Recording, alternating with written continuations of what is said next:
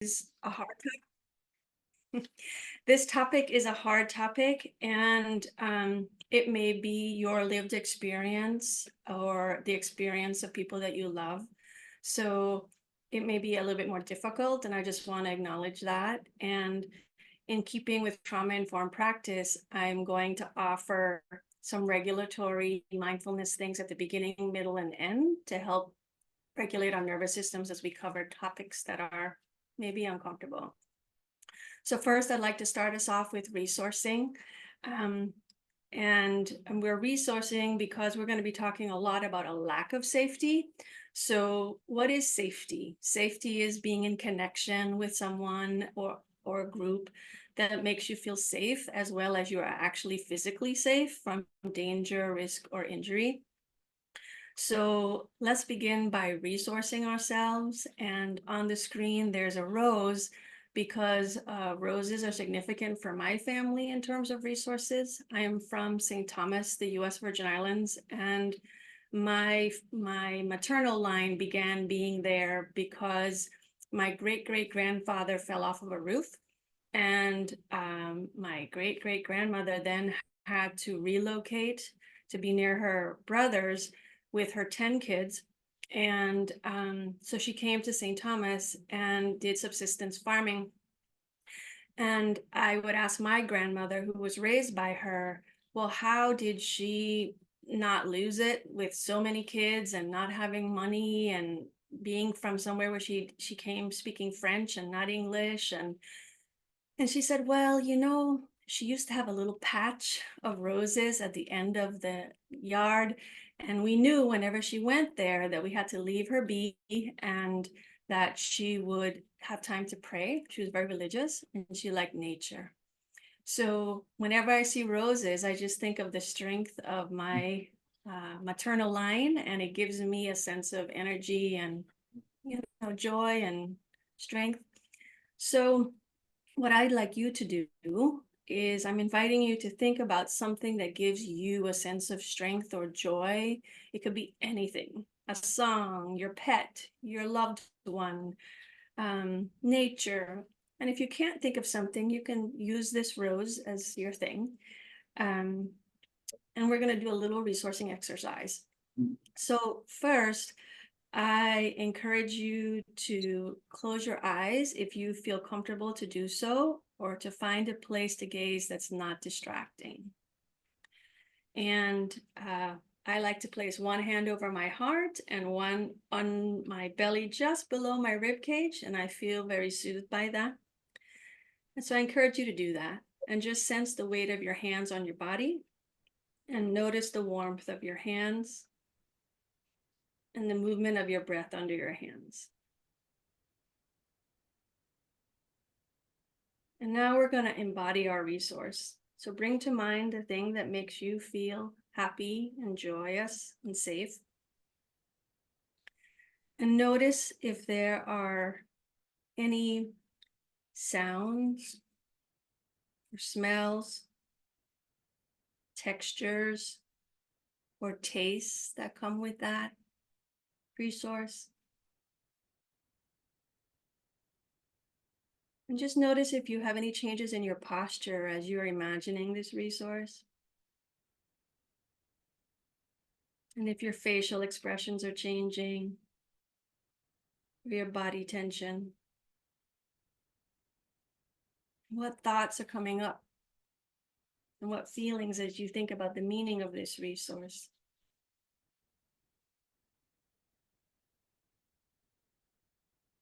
Right. And when you are ready, you can gently open your eyes and release this practice.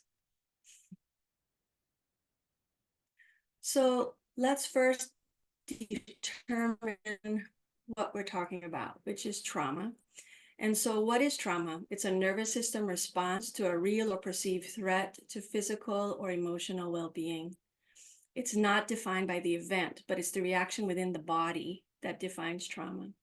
And our understanding of ourselves and others and the world changes, and it affects how we trust, how vulnerable we feel, and usually there's a sense of powerlessness. So when a child has experienced trauma, they come with an invisible suitcase.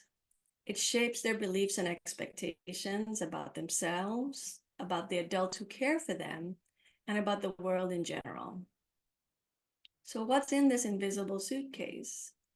No one loves me. It's all my fault. You're going to leave me. Nobody's there.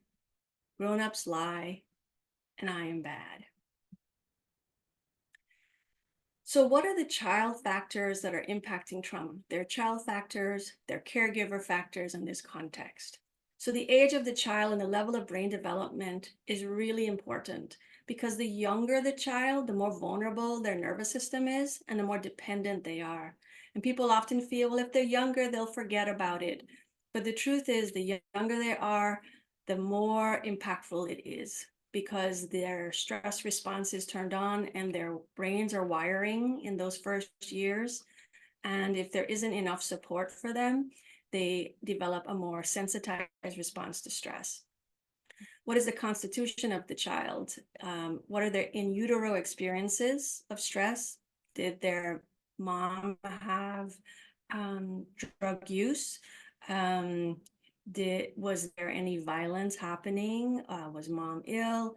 Any number of things could be impacting the child, the genetics of that child and what the child's temperament is. A child who is perhaps more easygoing may not be as impacted as someone who may be a little bit more sensitive. And what are the child's skills and capabilities? Is this child already able to talk and walk and run and have more means to defend themselves or get away? And has there been trauma before? If there's been trauma before, it kind of is it impacts because the nervous system's already been weighed down by that, and then you're adding more to it. Also, how frequently things have happened, how long and how much intensity there's been in the nature of the trauma. Um, and what's the relationship with the abuser? If it's someone that you're supposed to rely on to care for you and they are harming you, it's more impactful than a stranger. And how invasive it is, what's happening to the body, how violent it is, and definitely if a child is from experiencing any kind of systemic inequity, if they are basically not white, if they have less means, and if they present in any way that's not a typical gender presentation for male and female, they're more apt to have stereotypes about them and assumptions made that make them have maybe not always the most responsive or fair assumptions. What meaning the child attaches. Is the child believing that God is mad at them or that they're awful? Like what meaning gets attached increases the intensity of the distress. And if it was sexual misconduct, are they validated or not believed? Is a big difference if you tell and you get supported versus you're told that it's in your head or it's your fault. So contextually, it also matters what's happening in relationships, the calmness and responsiveness of the caregiver, the care received right after the event, and the support of teachers, family, and friends, because we are really relational beings. And the more that we are supported when distressed, the more we can re-regulate and come back to an equilibrium that lets us function best. So this is a diagram of the nervous system. So the goal here is to ideally have a resilient zone, which is kind of like your window of tolerance. So the red line is the energy or arousal in your nervous system. And it's pretty normal life to have little stressors. And if things are going well and your environment is calm enough, often enough, you can respond and you're responsive enough, you can take those stressors in stride. And so then you see what a child looks like if they're in a window of tolerance that's resilient. Is they're playful, they're affectionate, they're respectful, they listen, they're cooperative. And for the parent, what that looks like is that they have a calm voice, they are having gentle hands, they problem solve, and they see options. So we all learn by experience. So say you decide, oh, it's a beautiful day in the Bay Area. I want to go for a hike. And you go on and you go up in the hills in Oakland and it's sunny and pretty. And then you see a snake. And so then you're terrified that you're going to be harmed and there's nobody around and your whole stress response turns on and you want to fight, get a run away. So what's happening? Your brain releases chemicals that help the body to respond to the threat through fight, flight, or freeze. That's your stress response. If the threat goes away, everything comes back to normal and you move along with your life. So that threat, if it doesn't go away, becomes a trauma trigger. So the stimulus can return the child to the traumatic experience. So that could be something internal, like something in your body sensations, smells, sounds, sights, pain in the body, where there's no intentional recall. So an example is if this child was abused by someone who had a certain kind of deodorant, this child may be at school and one of the staff wears that same deodorant, the child might find themselves distressed and you don't know why. And it's because there's been this internal reminder through their senses of smell. External things are like anniversaries. We often have, if children were removed by child welfare and it's around like Halloween, then Halloween is like lasts for a whole month in the stores. It becomes a trigger and the child is more activated at that time of year, or anniversary reactions. So the stress response is being turned on because the body is trying to seek help and to return to safety. And sometimes that can manifest as behavioral problems or somatic problems, flashbacks, nightmares. And the other part about trauma is that there are different kinds of memory. So we just talked about like you don't recall the smell of the deodorant. That's because it's implicit. And with implicit memory, there's no conscious recall. The brain is storing sensory information from an event and generalizes it for future events to keep you safe. Because that's kind of like the job, survival, right? So like if you had something bad happen and there were lots of sirens, next time you hear sirens, if you weren't supported enough to re-regulate, you didn't have enough continued safety, sirens will then bring you back to not feeling safe, and then you get the physiological distress. And sometimes those cause behavioral changes that don't make sense. Explicit memory is more autobiographical in nature, and the person can remember things. So that's like, oh, I went to the beach and I got a Coca-Cola. That's more like, and that comes on board around 2, but you have implicit memory from birth. So we're learning by experience. We had this experience of going for this hike and we saw the snake. So the next time you go for the hike, you see this on the ground, and because of the trigger of having that terrifying experience, you might think, oh my God, there's a snake, and start running. But the truth is, it's just some sticks and stones. But your body has this response based on the previous trigger. So if the threat is continued or repeated without support of a relationship, the system remains on red alert even when there isn't a threat. So what does that look like?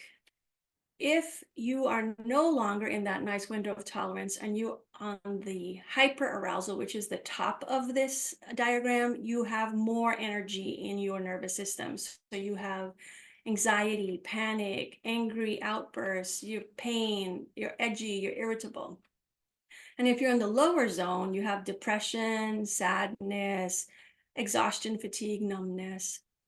So a child, what that looks like with the acting out behaviors, being more destructive, hitting, teasing, that's all like the top part, hyperarousal, running around, being impulsive. And the bottom part might be zoning out, having stomach aches, but there's nothing physical, there's no illness, headaches, but there's actually no illness, it's just stress in the body, or not being able to sleep. And then with the parent, that might look like they're making threats and punishments, yelling, criticizing, hitting. That's all hyperarousal, more energy in the nervous system. Or hypoarousal is they're so tired, they may be having difficulty getting up. They might cry a lot, be very tired. So what are the effects this trauma. The exposure to trauma causes the brain to develop in a way that would help the child survive if the world were dangerous. They're on constant alert for danger. They're quick to react to threats because that's how they got kind of wired. But this becomes less helpful in day-to-day living if those threats are no longer there. So it's very important to talk about how our brains develop. Our brains develop from bottom to top. That's how we encode stimuli. So the brain is taking how we feel inside our body, which is called interoception, and all the external things from our senses, our sight, sounds, touch, all the things that are happening around us. And it's taking in how safe we feel.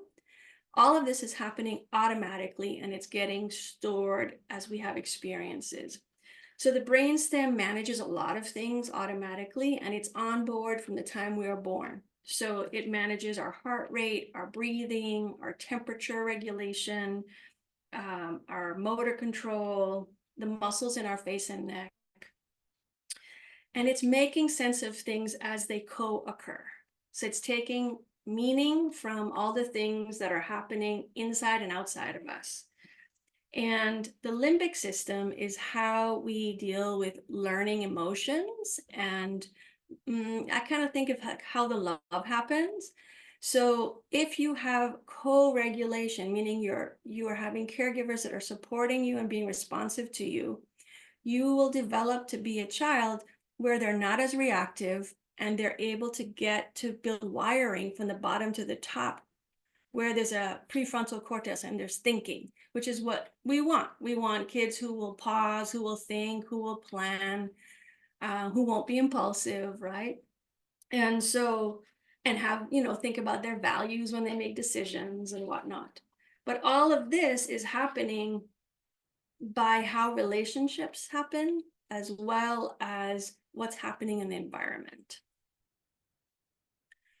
So how does this apply to kids who've experienced interpersonal violence? Say a young child grows up witnessing DV. They see their father belittle and hit their mother, and there was no one supporting this child when they're distressed because both parents aren't able to, and there's no one else there. Generally speaking, that child's going to be more vulnerable to stress because of the repeated experiences of being afraid, and more reactive as his lens will be heightened for surviving. So now the implicit memory that we just talked about, these are the things that are co-occurring. Men are scary. Men that look like my dad are very scary. Loud, low masculine voices mean bad things will happen. So the child goes to school later in life, and there's a teacher that looks like his dad. The child's not aware that this cue of this man having a similar sound and appearance is bringing him back to being afraid from what he experienced with his parents. The teacher is just a nice guy who's coming over to help him and comes near his desk, and the child's instant reactivity is to do some outburst because this teacher has cues in their persona that makes this child think of their father and the violence that occurred. So you might see this child regularly shut down or have outbursts. They may have difficulty with transitions, following rules, being in relationships, potentially expelled from preschool. All of these kinds of things are occurring because the child already comes into school with a sensitized stress response from having repeated experiences of being afraid. And then he's now in a classroom where the grown-up looks like the person that caused him harm or his mother harm. So how is a child determining if they're safe? There's a man named Stephen Porges who created the term neuroception, and it's the nervous system's way to evaluate risk, but it's not happening with our awareness. We are reading cues inside the body, like what's our pain and our hunger levels, etc. What's happening in the environment, and what's happening in relationship in between us. What's the tone of voice, the quality of the gestures, the apparent feelings of the other person. So this is different than perception, where you are thinking about it. So neuroception is happening in under seconds. It's happening all the time because we are wired to maintain safety. So when children have a lot of trauma, they have faulty neuroception because they had so much, especially early trauma, they had so many experiences of being afraid. Their lens for what is safe is skewed because they're wired to be um, on the lookout. And so you see more defensive behavior. You see more fight, flight, and freeze. And when children are feeling safe, their physiological state is different. And so they have what's called social engagement, which looks like what we want: playing nice, sharing, cooperating, taking perspective of what the other person needs, having empathy, pausing. Um, so that comes from a caregiver offering nurture and messages of safety and relationship. So the social engagement system is the heart and nerves in the face are pathways in which we are sending and searching for signals of being welcome, or they're signals of warning. And that's coming a lot. It's all nonverbal. There's emotional expressions on the face, the social gaze between us, how we look at each other, our tone of voice, our prosody, our head turn and our tilt.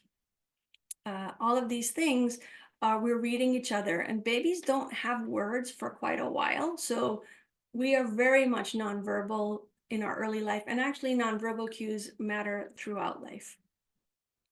So now we're going to pause for a minute and we're going to look at a video called the still face video. And this is a video that will show a mom and baby interacting, and then she stops being engaged, and we look at how the child responds and how the mother then comes back and how the child responds. So we'll look at this and then we'll talk a little bit about it.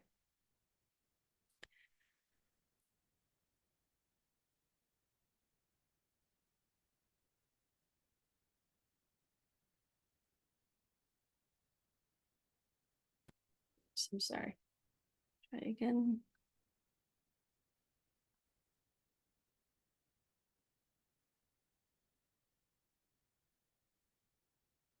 Babies this young are extremely responsive to the emotions and the reactivity and the social interaction that they get from the world around them. This is something that we started studying 30, 40 years ago, when people didn't think that infants could engage in social interaction.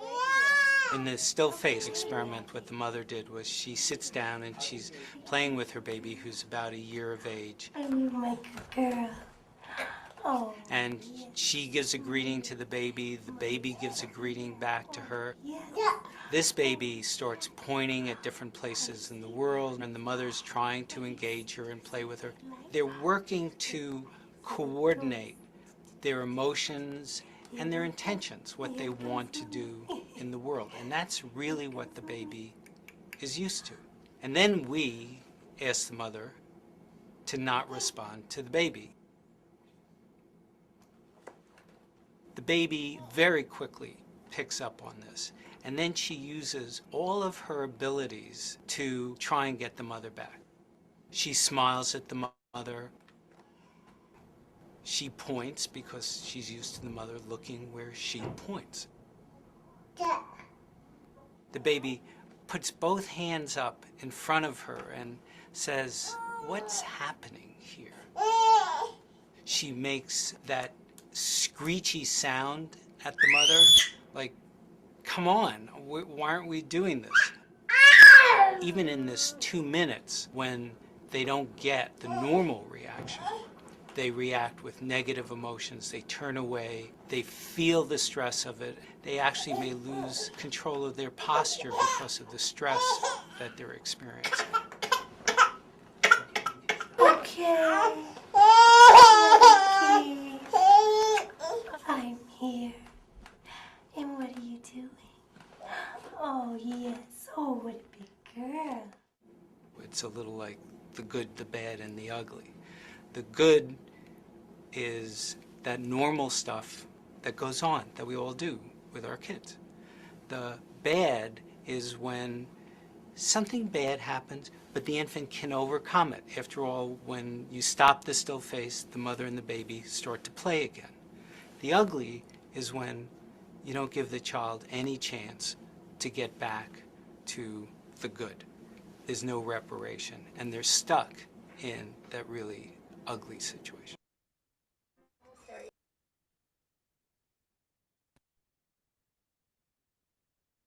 So what did you take from that about how the parents' reactions matter?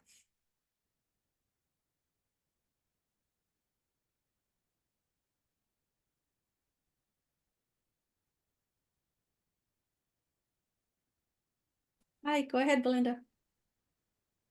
So the child is very dependent on the response and emotions from the parent, and that's how they feel loved or rejected, and is just basically going with emotions. And as I saw the mom, not interacting with the child, I mean, is you can tell that even at that young age, you know, the baby was just sad and full of negative emotions as to what is going on, because obviously they can't comprehend what's happening.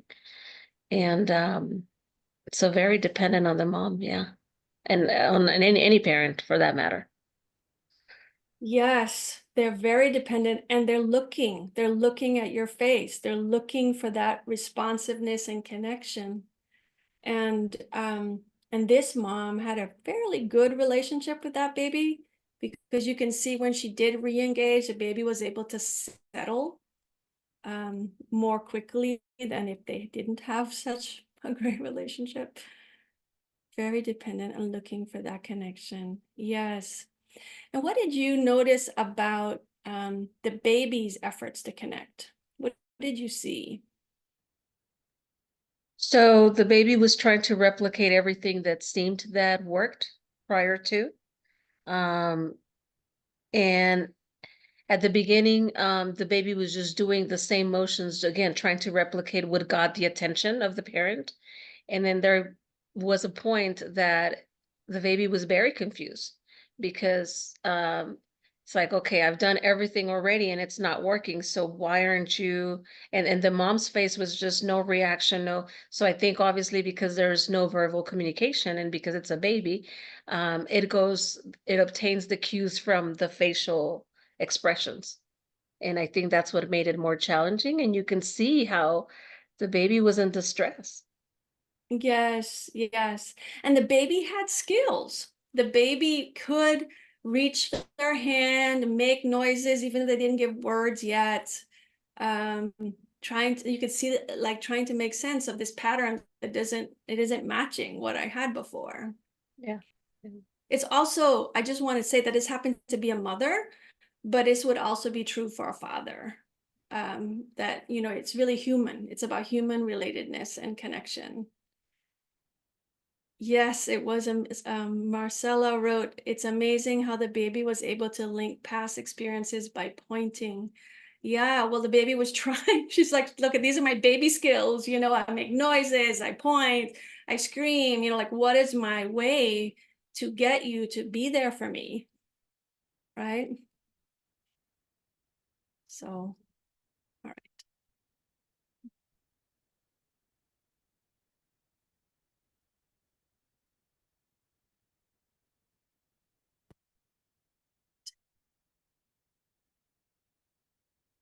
So let's talk about stress.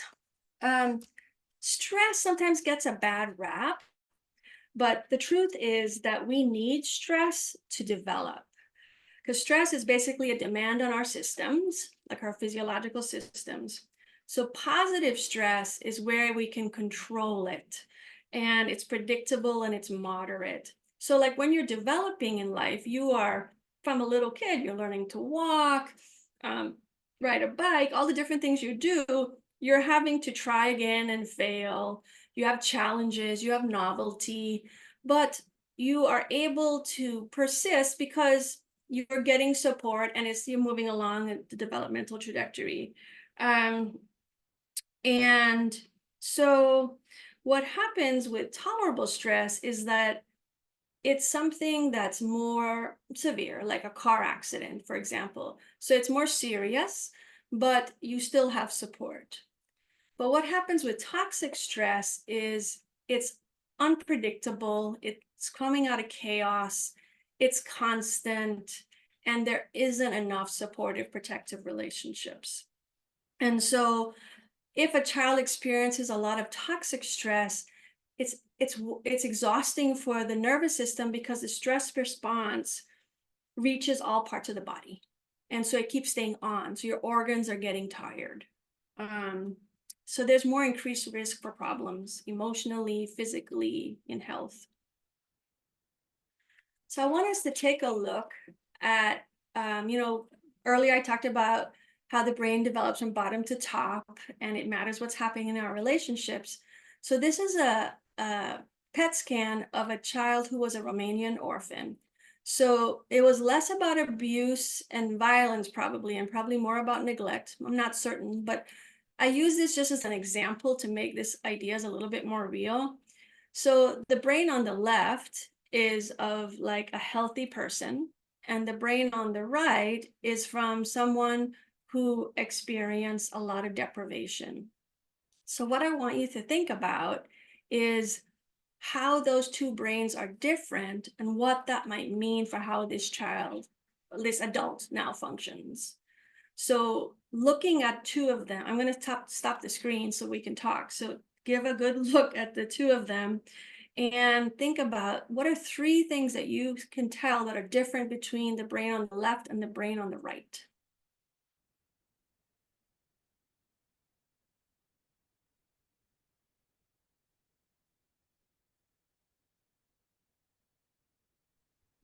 What did you see? Anybody? Maybe there are like less connections Yes. done. Yeah. There's areas that Yes. are not active at all. Yes. And what do you think that might mean for how this person would function in the world?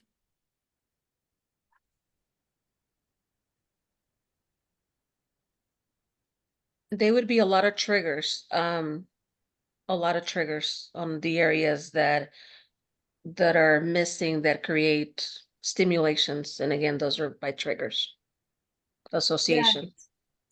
So there's a lot of gaps, and there's a lot of the brainstem was a lot more active and or red.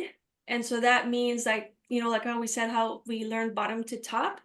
And without support, you get this brainstem activation of a stress response. So this person would be a more reactive person for sure, because they didn't get the support to bring them to that thinking brain enough. And so they probably wouldn't be the greatest planners. And then the parts that were missing, the empty space was pretty big. And does anyone have any ideas about what that space what that would mean for how that person functioned? Less self-regulation, that's for sure. There would be less self-regulation. Is that the prefrontal cortex part? The prefrontal cortex is the front of the brain. Uh, And then the part that had a lot of gap was the middle part, the temporal lobes actually. okay. I don't know how the learning is being hindered there, as far as being able to retain information and just to, learn. You're right, that's exactly right. Language processing is part, it's not just relatedness, but it's also language processing, and the temporal lobes deals with processing language. It also processes emotions and faces. So learning would be pretty challenging for this person, but so would be being in relationships because they would have difficulty processing faces and emotions. Yes, there would be a lack of emotional intelligence. You are correct. So this is a more extreme example, right? This is not the average person. This is a lot more extreme deprivation that happened for this person that was an orphan. But I wanted to show it just to kind of highlight how it's true that interactions build a brain or don't. I'm going to go back to share. And then at that point also, not being able to include, socially identified with other people, right? Yes, yes. Then they're more isolated. They're not as in connection, and we so need each other. People need relatedness. Yes, problems with their own kids, man, exactly, all over, all over. Mhm.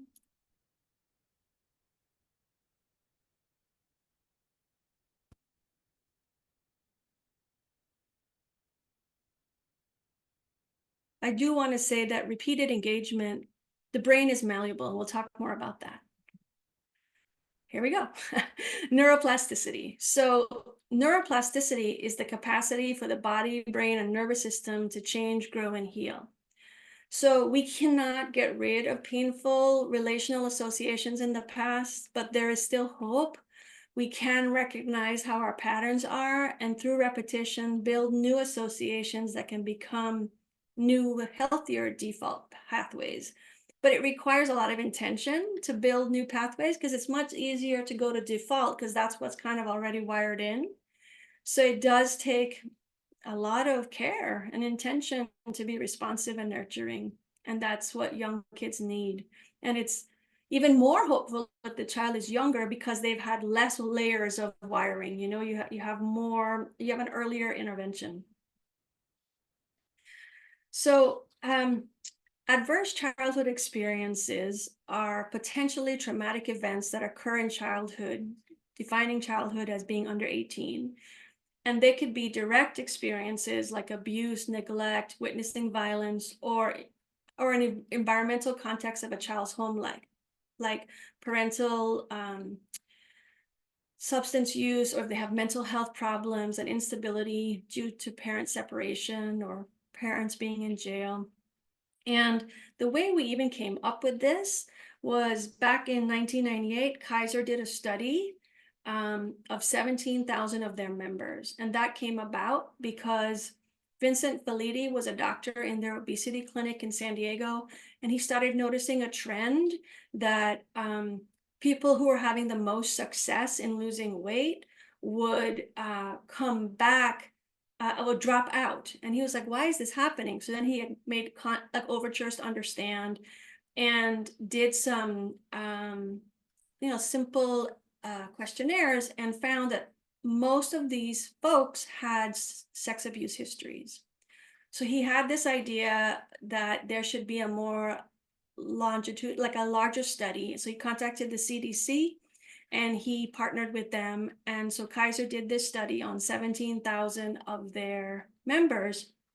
And they just did a simple questionnaire about 10 adversities that are in the range of abuse, neglect, and environmental challenges.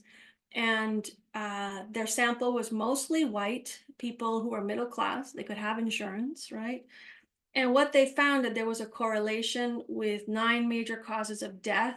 There was an increased risk of suicide, mental health problems, and substance use. And so that being said, we often have the situation where, like, these are some examples, that all the ones on the left are the things that they asked about, and most of the ones on the right were not asked about, but are adverse childhood experiences. And one of the things that also became apparent is that there was an ACE dose response relationship. So as the number of ACEs increased, so did the risk for negative outcomes. So toxic stress, like I talked about earlier, where it's unpredictable, prolonged, increases all the pressure on the organs, right? And there's also stress hormones that are getting released. And therefore, there's just more potential for health problems and mental illness and difficulties learning. That being said, it's not causation, because it really matters. A lot of the variables matter, such as when did the adverse experience occur? Like what we said when I began, you know, if it occurred in the very beginning of life, it's way more impactful than if it occurred when you're 17. It's just your nervous system isn't as developed, and you're developing your working models about how to be in relationship. So it's way more impactful if things happened when you were younger. And what the patterns were, how intense the stress was. And what's also not understood by just your number of ACEs is what buffering responses you could have received from your relationships. And by definition, an ACE means you don't really have enough support at the time, but that doesn't mean you don't have support ever. And so, like, what are the buffering relationships, and how could they have supported you along the way? So it's not necessarily the case that because you have a high number, you now will have all these problems. And there's also many other mediating factors, you know, like what are your strengths? What are your options? What's your resources? There's a lot of things that impact how people do. So, can a heightened sense of fear be inherited? I turned to Bruce Perry's book, What Happened to You, to get an answer on this. And he says yes. He says that there are heritable genetics and heritable epigenetics. So heritable genetics means that your genes are what transmit information from one parent to their child. It goes from one generation to the next.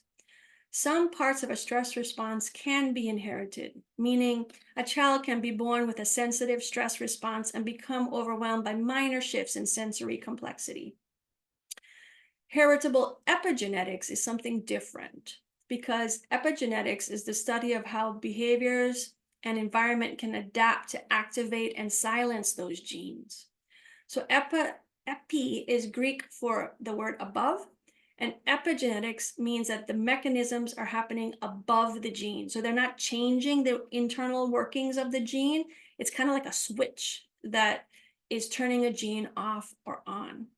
So those changes can influence core regulatory networks in the brain, and those can be stored in the egg or sperm and influence the next generation, and set you up for diseases. However, I also want to say that epigenetics are adaptable, meaning they can be reversed. So similar concept to neuroplasticity, it does matter what's happening to help you modulate over time. I also want to acknowledge the historical trauma in our country and put ACEs in that context, because a lot of it is about what's happening in relationships. But what happens in relationships is also impacted by what's happening to cultural groups and how this country works. And so, I mean, the whole creation of the United States as we know it is based on the forced sacrifice of people of color. And so genocide of Native Americans, removal of property of Japanese Americans and Native Americans, colonization in general, slavery of African Americans, forced family separations that happened under multiple groups, all of that was a breaking of bonds in families, bonds from culture. And inherently, what is most human and regulating about us is being in relationship and having that clan or experience of connection. And so that breaking of bonds plus forced horrible circumstances is pretty traumatic to an entire sets of people. And then you come to today and the current systems, there's a lot of oppression within our systems, police violence, we see it on the videos, mass incarceration of African Americans, inequities in preschool suspension, inequities in who's removed in child welfare, who stays longer, inequities in pay and access to housing. And still there is segregation, because where can you afford to live and what rents can you afford?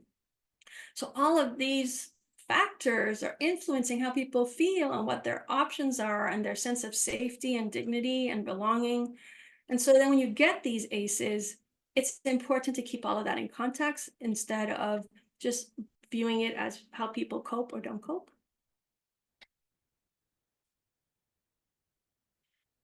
And as I said, you know, each cultural group has a past experience. And this work, this slide and the previous one is from the work of Chandra Ghosh-Ippan and Marquita Mays from the UCSF's Child Trauma Research Project.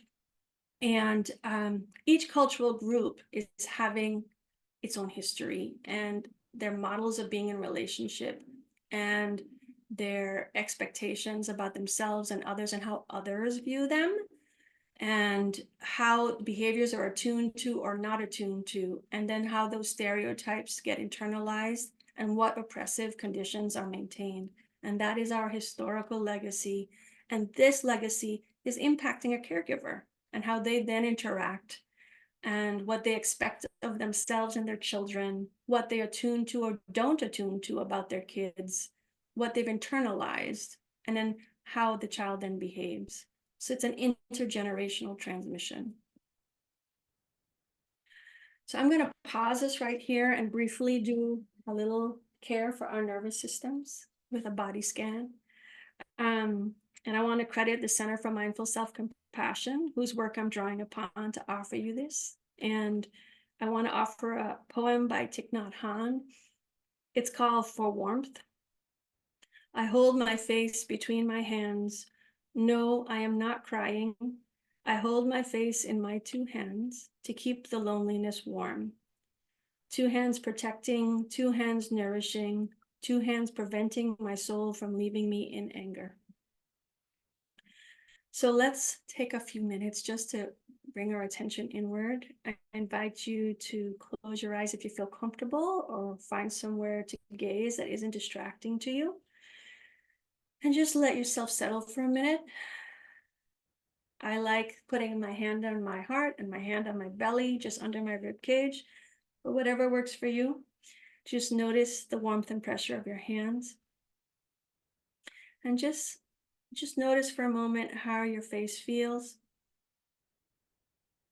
and the muscles around your jaw, and invite those muscles to relax and offer yourself some affection and soothing. And follow to your neck. Notice if there's any tension. And just let it go. Release. And if you have any tension in your shoulders, send some warm compassion there. And now I invite you to shift to your stomach area. We often hold a lot of tension in our tummies. And just take a breath. And I'll follow your attention to your hips. Just breathe some kindness and affection to your hips. And follow your attention to your thighs. If there's any tension there, just invite your muscles to release. And as we end the body scan, just notice your feet and send some warm affection there. And let's close with 3 breaths. I'll count. Inhale and exhale. That's 1. Inhale and exhale. That's 2. And inhale and exhale. That's 3. So when you're ready, you can open your eyes and release that practice. So, relational patterns of violence in families. These are how patterns repeat. A parent has experience in their past, which creates a working model of how to be in relationships and creates expectations of their child. The parent selectively attunes to those expectations, and the child internalizes how to behave. The child behaves accordingly. We're going to look at an example. This is a case, I'm calling her Sammy. Sammy was 5 years old, and she was diagnosed with autism spectrum disorder. And both parents had a previous history of DV with other partners, not with each other. And the teen siblings had witnessed domestic violence from previous partners in the home. Sammy had never really physically witnessed violence, but there was regularly arguing and tension between the parents and the older siblings. And she was in 2 school settings and an aftercare. And I observed her in all of these. And that means she was out of the home 8 to 9 hours a day, 5 days a week. And she never ever showed any aggression, no aggression in any of the settings. But at home, she would show aggression. And what would happen is she would be physically aggressive to her mother, but verbally aggressive to her father. So what I would observe when I would go to the house is one day she's on the bed playing with her older sister, and her parents are telling me about their weekend. And she wanted her mother's attention and wasn't getting it. So she came over and she slammed her mother in her chest, and her mother did nothing. It was like crickets. And I'm like, Dad does nothing, and he continues to tell me about his weekend. So I'm like, did you guys just? Was I in the same room? Aren't you going to do anything? And they're like, oh, she just plays rough. And I'm like, well, she could just, signal you in a different way rather than knocking you over. So what we ended up discussing is how each parent allowed. So going back to this, each parent had different things they allowed. Mom was like a manager in the real world. So like she was verbally, she wouldn't allow any verbal anything. And so the child learned, I can't tell my mother anything. But she would allow physical aggression because mom had a history of having been abused. And so she had more difficulty setting that limit, even though she had been many years away from having been in an abusive situation. The father, he would never allow her to do anything physical to him. So she learned, I can't do that with my father. But mom was often saying derogatory things to dad, so the child copied. And so dad allowed it because he allowed it with mom because of his experience of abuse. So where I'm going with this is each parent had a working model based on their histories of violence, and that created expectations of how to be. The child learned how to be.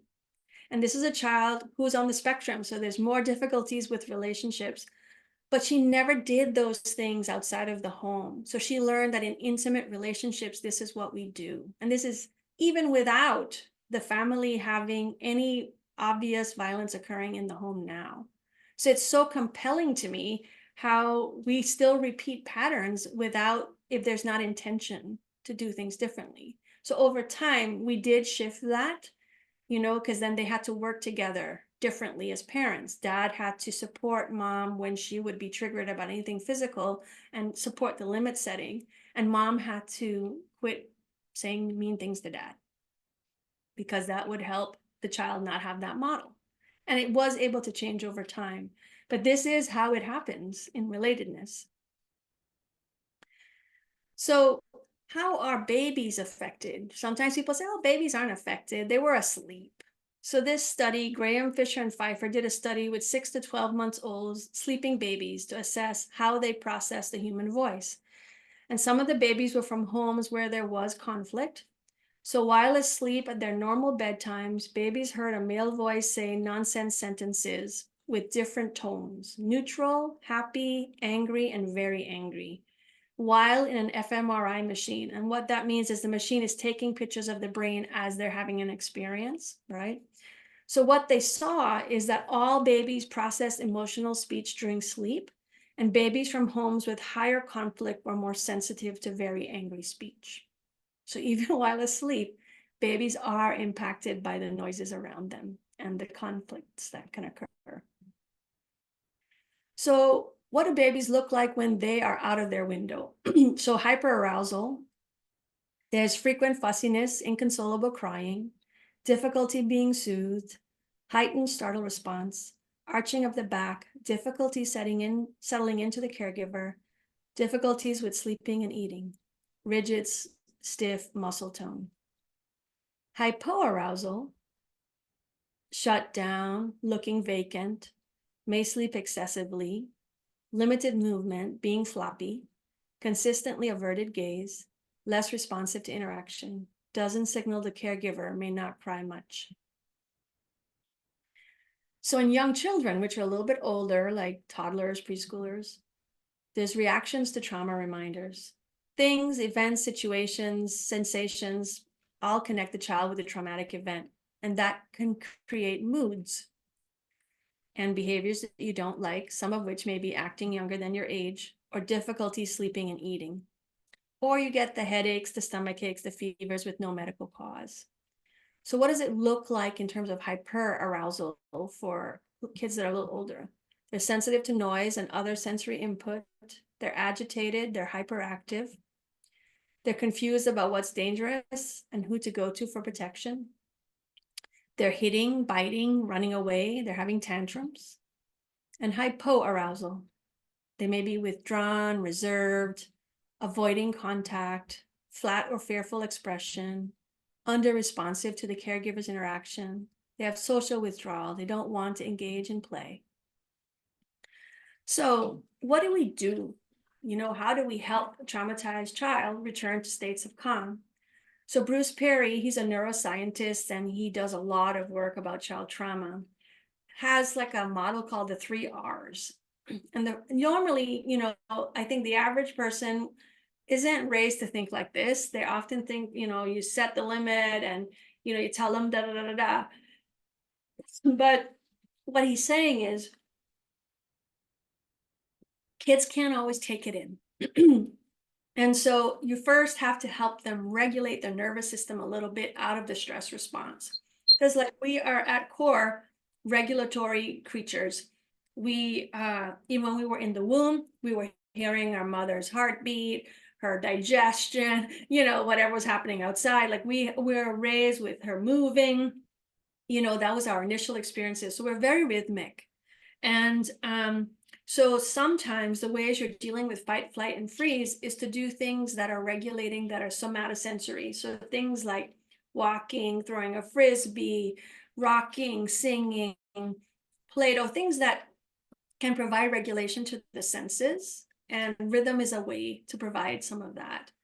And then you move into relating, you know, you're connecting. And you're probably not doing it so separately, it's happening in relationship. And then you can get to having a conversation.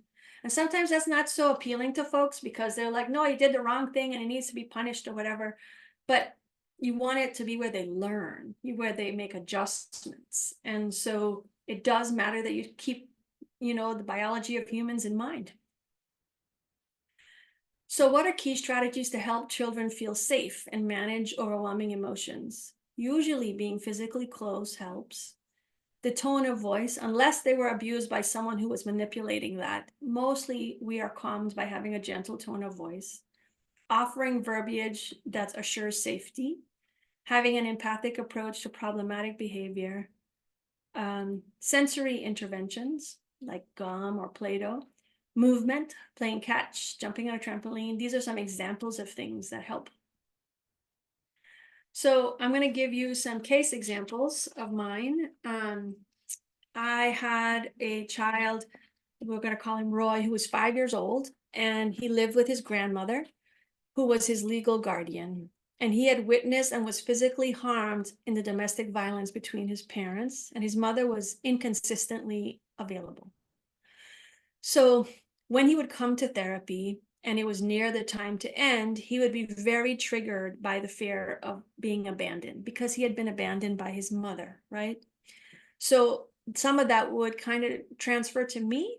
And so when he was more triggered, he would become very physically violent. And he was a big kid. So I was frightened because he would throw chairs, he would kick, he would punch, he would scream really loudly. But when he wasn't triggered, he had this wonderful imagination. He could do pretend play. He could sing. He was doing well when he wasn't triggered. But when something would trigger him, it would be a little scary. So what were we to do? Because this, you know, reactivating a whole experience of fighting wasn't going to help him. And it was not safe for me. And it was in an office setting, so it was loud. So what we decided to do, and this was long before I had learned all the things that I've shared with you today, is that we were trying to survive. So we went outside to the parking lot and he was very athletic and I am not. So it gave him an opportunity to teach me things. And so grandma would bring in her trunk different balls and her frisbee and stuff. And so we would have back and forth. And so he would either throw the frisbee or the football, and God knows, even now, it's like humorous to watch me try and throw a football. So like he would enjoy trying to teach me how to do something, and we would have a back and forth, right? So we had rhythm, we had engagement. And so we weren't trying to do any big relating and talking to reason outside of that, because he was too triggered and we had to accept this is where he was. And so grandma, it was a parent-child type thing. So grandma could see that these are things that we can do. And what would happen for this child is when they would be like, halfway home, when he would have been more on the days he was more upset, he would tell grandma, oh, she's going to hate me. She isn't going to like me anymore. And sometimes she would have to call me so I could reassure him, because, at the time he couldn't stop himself when he would do some of the more aggressive things. But he knew he was doing it. He just didn't have the impulse control because of his whole history of stress activation. So it was a healing process for him to have me be in a role where I was expressing understanding and supporting him to find alternative ways to use his body and things that were with his strengths, because he was a good athlete. So he was kicking me a ball, throwing me a ball, things that work for him, so that we could build in regulation. And over time, we could return to the playroom to do more pretend play, but we couldn't do that when he was that dysregulated. So that was a fight kid. So I'm going to call this child William, and William is the flight kid. So William was also 5, and he was reunifying with his mom, who had had a long period of separation due to substance use. And so he was exposed to domestic violence when she was pregnant and in the first year of life. So a lot of formative brain development is happening then, and your working models of relationships are getting determined in that period of time. And mom had been away, so she's now coming around to his life and trying to repair with him, and he was ambivalent about her. So the first day, I don't have any relationship with them, and after having the last kid, I put that session at the end of the day, because I thought, I don't know what's going to happen here. So I'm there as the last clinician. Nobody's in the building. They show up and mom tells me she has to use the bathroom.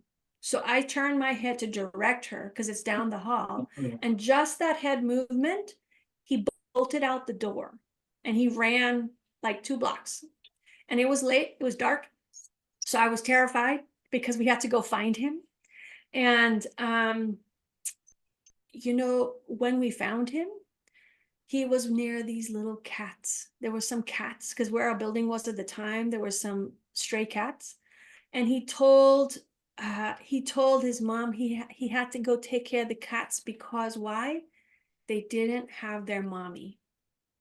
So here is his mother having her being back clean, trying to reunify with him, and he's not able to be in relationship with her yet, in the most minor way. Like all she wanted to do was go to the bathroom.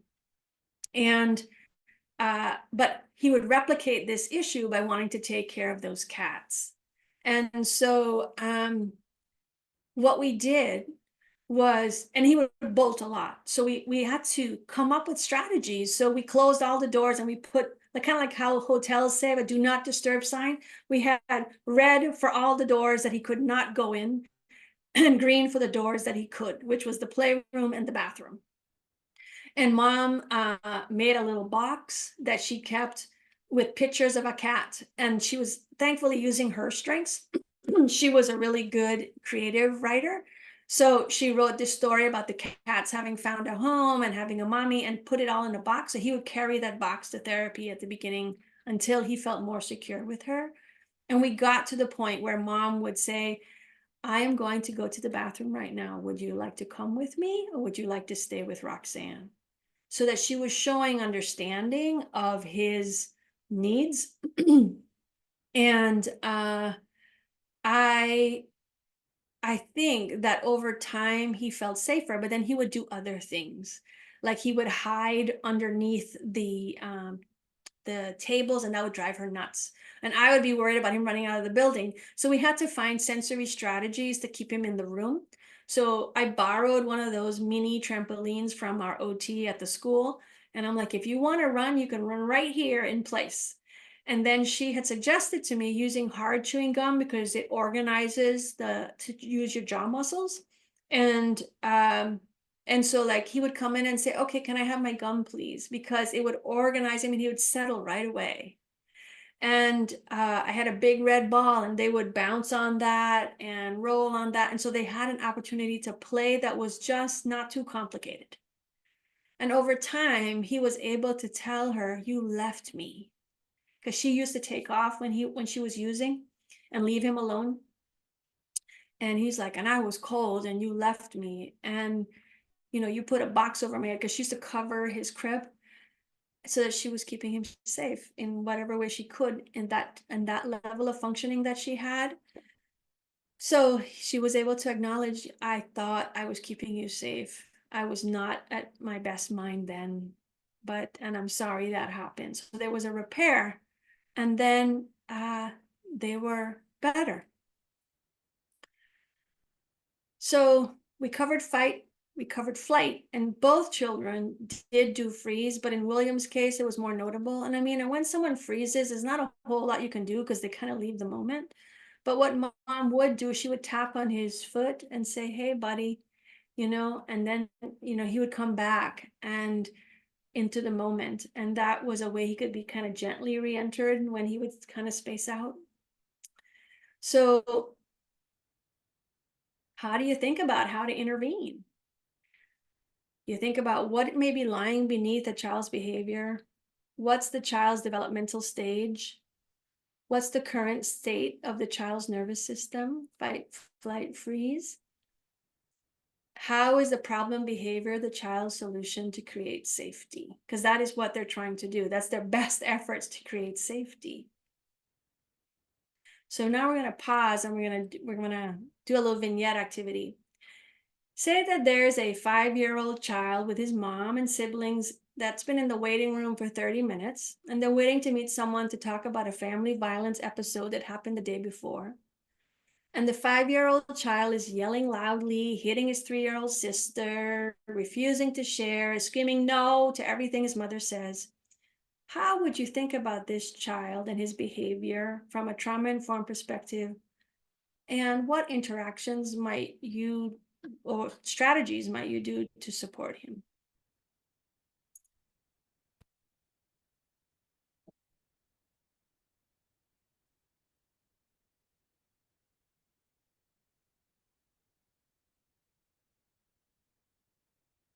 What do you think?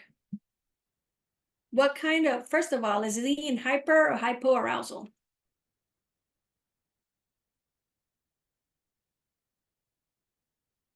Hyper is lots of energy in the nervous system. Hypo is not a lot of energy.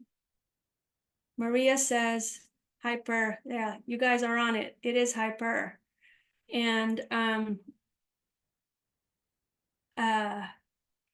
it's going kind of like from my screen, it goes fast. So let me see.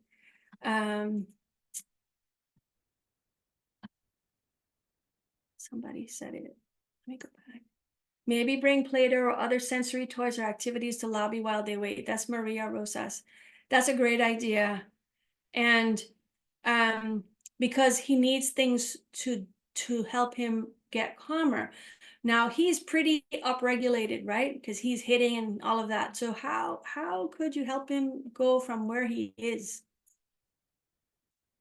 Kinetic sand, yes, that's a great one.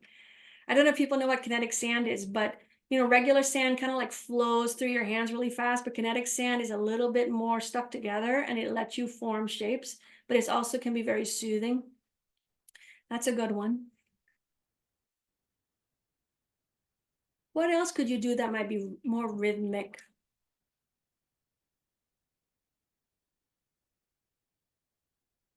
Like moving. Maybe take him out for a walk or direct his attention to like bouncing a ball. or to go get some water. Sorry, okay, there. Those are great ideas. And Mm. why are they great ideas? Because when you're walking, it's regulating because it's rhythmic. And you're moving, so you're not just sitting there with your distress. Water is also very soothing. It calms you down. Rocking together, dancing to music. That would be great if he weren't being so violent.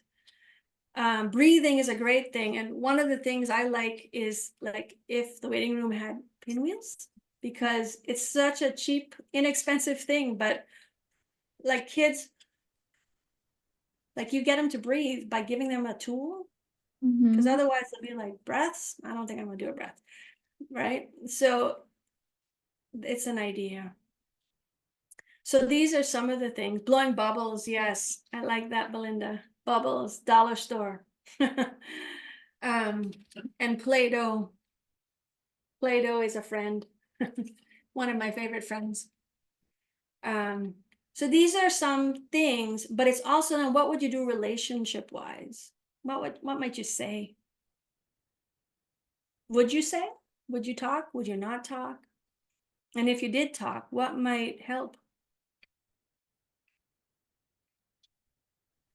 I don't have children, but I was just listening to a podcast on I think it's called The Approach is the Good Side.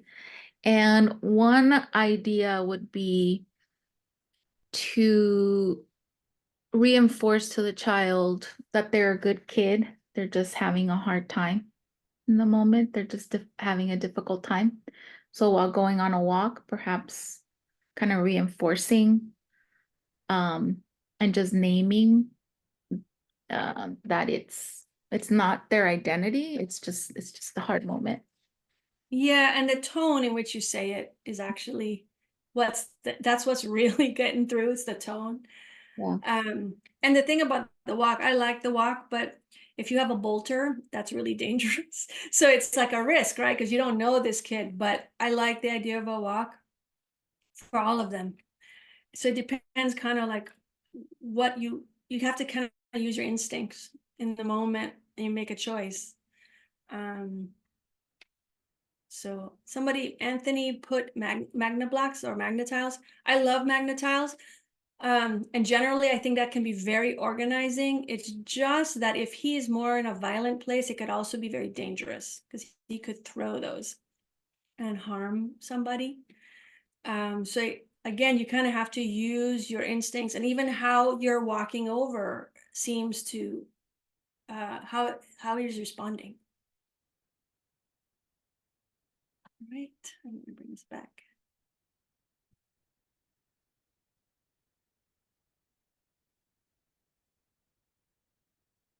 So another thing that can be useful for some children are books. And sometimes if there's been really much more traumatic things, it's hard to like, how do you even talk about this? And you may have really good intentions, but you don't know what to say. And so Chandra Ghosh Ipin, who is a great children's book author, and she also is one of the co-authors of the Child Trauma Research Project, CPP, Child Parent Psychotherapy. She wrote a book called Once I Was Very, Very Scared. And she has animals. Sometimes it's easier for kids if it's not people in the stories. And she has different animals talk about their experiences. And so, like, for example, someone I love left. I don't like it when people leave. They leave a lot. People were fighting. I hid, but they kept fighting. They went on and on. People started yelling. No one wanted me around. I got scared and I sprayed. They yelled more and I sprayed more. This is a skunk. I don't remember what happened, but it was bad. I worry bad things might happen again. And then it moves on to what to do. Like, so the animals are in like a group therapy, and they say, well, music helps me calm down. Or I still like to run, the rabbit says, but I also found a safe place where I can be calm and snuggle. Or the dog says, I talked to my mom and she said that she was very sorry that someone hurt me, and that makes me feel much better. I will keep you safe and make sure no one ever hurts you again. So there's that reassurance, the acknowledgement of experience. And this is a book that isn't so much about trauma, but it's my favorite one to give kids when I end. It's called The Rabbit Listened. And it's really all about being with somebody when they are upset and kind of like just being there. And it follows this boy and a rabbit, and the rabbit, all the other animals try and do things, fix it, things that humans always do. And so the rabbit came close by, and together they sat in silence until Taylor said, "Please stay with me." And the rabbit listened. And the rabbit listened as Taylor talked. The rabbit listened as Taylor shouted. The rabbit listened as Taylor remembered and laughed. And the rabbit listened to Taylor's plans to hide, to throw everything away, and to ruin things for someone else. Through it all, the rabbit never left. And when the time was right, the rabbit listened to Taylor's plan to build again. I can't wait, Taylor said. And then Taylor was more organized and did build his beautiful structure. So it's just a simple thing about being with, but it's really what we need. So the other thing that can sometimes be useful is to have a stash of calm down things. And what works for one kid doesn't work for the other. Like in William's case, having that hard chewing gum was so important because for his kind of body, it was very organizing. Whereas for Roy, it was a waste of time. I would never use gum. It would never work. He needed something more relational and rhythmic. And William also really liked aromatherapy. Wouldn't have worked with Roy. Roy could care less about how things smell. So they're like, people are different, and it's kind of trial and error. But it's nice to have things on hand. Play-Doh is usually a hit. Sometimes glitter bottles, which is basically clear glue and glitter in a bottle that you shake up, and then as it settles, you get calmer. Sometimes kids like to play with things in their hands. Some kids like scents or aromatherapy. I like pinwheels and bubbles. The hard chewing gum was a lifesaver in that one case. I tried it with another runner and he tried to swallow it. So it doesn't work with everyone. And TheraBands, that could be like on the go. Like if you're in Costco and your kid's wigging out and you want them to, you can just pull on a piece of TheraBand. So there's just some examples of things, but the most important thing is the relationship and the consistency and responsiveness. So I am going to end us with meditation. It's a loving kindness meditation, and I'm crediting the Center for Mindful Self-Compassion on this, as well as Emily Dickinson, whose poem I'm going to read. And she has, "Hope is the thing with feathers that perches in the soul and sings the tune without the words and never stops at all. And sweetest in the gale is heard, and sore must be the storm that could abash the little bird that kept so many warm. I've heard it in the chilliest land and on the strangest sea, yet never in extremity it asked a crumb of me." So let's settle in for this loving kindness meditation. If you feel comfortable to, I invite you to close your eyes, or if not, find somewhere to gaze that's comfortable to you. And just take this moment to pause and feel as you feel and be as you are. And notice your feet on the floor and your body being supported by your chair. And I invite you to offer yourself some kind of soothing gesture. I like hand on my heart, hand on my belly. Just notice the warmth and pressure of your hands. And I'm going to offer some loving kindness affirmations that I would like you to repeat in your mind with the intention to be kind to yourself. May I be safe from inner and outer harm. May I be compassionate of heart. May I have clarity of mind. May I be flexible, open, and kind. May I live with ease. We would all benefit from affection and kindness, so let's offer these affirmations to the group. May we be safe from inner and outer harm.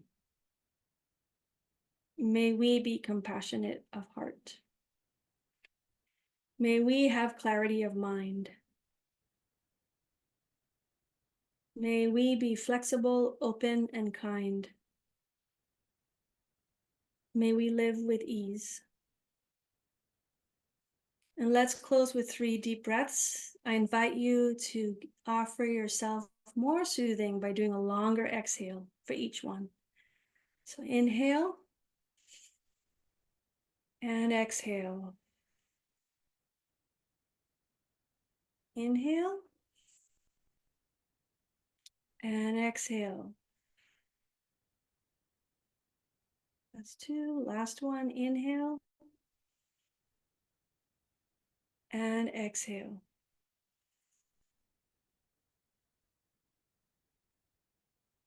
When you're ready, gently open your eyes and release this practice.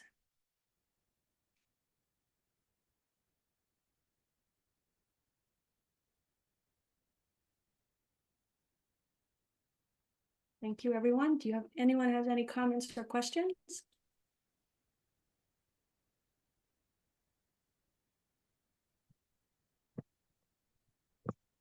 Thanks, Molly.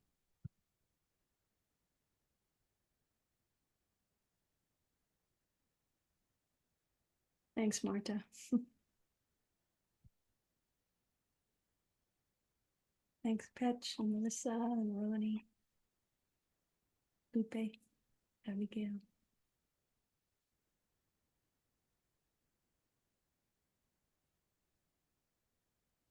Thank you everyone for joining. All right.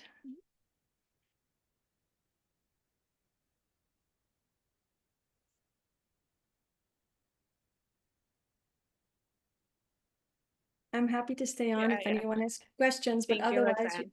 you're welcome Mhm. to leave because we're done.